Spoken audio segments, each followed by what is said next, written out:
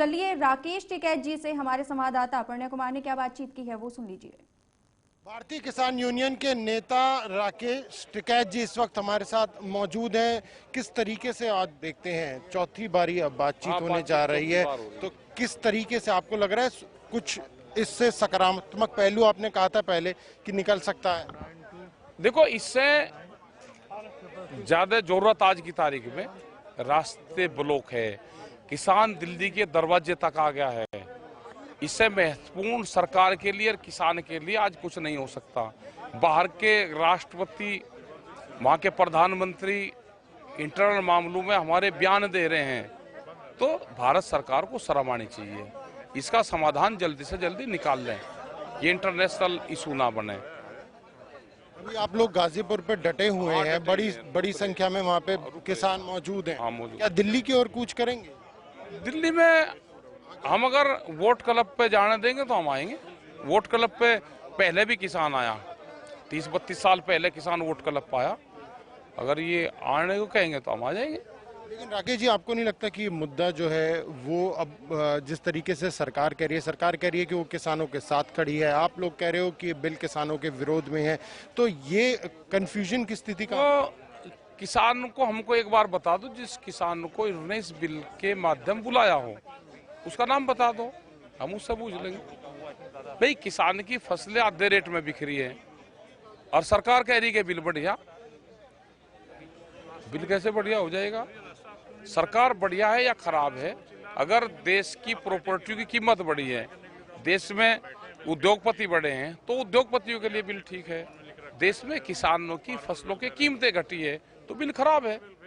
जो तर्क दिया जा रहा है बीजेपी की तरफ से कि एमएसपी तो पहले भी कभी नहीं रखा था कानून के अंदर। बीजेपी को तो इस पे बयान देने की जरूरत ही नहीं है। भाई, हम ऑथेंटिक बयान सरकार दे। बीजेपी तो कांग्रेस के साथ में लड़े, उसको क्या राइट है बयान देने का? बीजेपी कौन है? तो आपको लगता है कि एमएसपी के मुद्दे पर आप अभी भी लगे रहेंगे और एमएसपी ही मुख्य मुद्दा है? राकेश जी, तो इनको भेज दो। अगर हम बात करें एमएसपी के क्या एमएसपी पे ही जो फैसला है, जो आप लोगों की मांग है, वो एमएसपी को लेकर ही जब तक सरकार ने 7 साल में पहली बार किसान से बातचीत शुरू करी है। बातचीत तो ये भी है कि जो किसान क्रेडिट कार्ड बन रहा है उसमें एक दिन के लिए किसान बैंक में जमा करता है पैसे, 1 लाख रुपए अगर उसका क्रेडिट कार्ड है, 1 लाख जमा करता है, वो 100 कार से 10,000 रुपए देता है एक दिन के लिए। कानून तो ये भी चेंज होगा। कानून तो 10 साल पुराना ट्रैक्टर क्यों नहीं चल सकता? कानून तो ये भी चेंज होगा। कानून तो पुरानी भी चेंज होगी। भाई, हमको भी आप उसमें जोड़ दो ना। प्रधानमंत्री का पायलट प्रोजेक्ट है डिजिटल इंडिया कैंपेन, आप उसको हमको भी उसी से जोड़ दो, डिजिटल इंडिया से।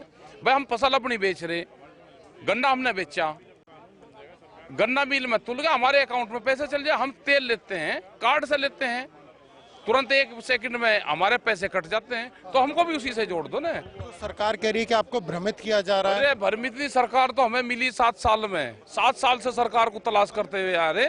सरकार अब दिखेगी कि सरकार यहाँ है, इन्हीं में ही तो रहे सरकार, बड़ी बड़ी बिल्डिंगों में। योगी जी तो कह रहे हैं कि हम किसानों के साथ हैं। योगी जी तो उत्तर प्रदेश में इसके साथ है, दिल्ली में थोड़ा साथ है।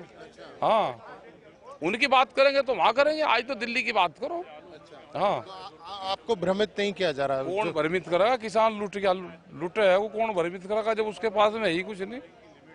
निश्चित तौर पर देखना यही होगा कि आखिर क्या फैसला निकलता है। आज की जो बैठक है बहुत महत्वपूर्ण है और इस बैठक में आगे आने वाली समय में किसान की क्या रणनीति बनेगी वो भी देखने वाली बात होगी। कैमरा पर्सन सचिन के साथ प्रण शर्मा।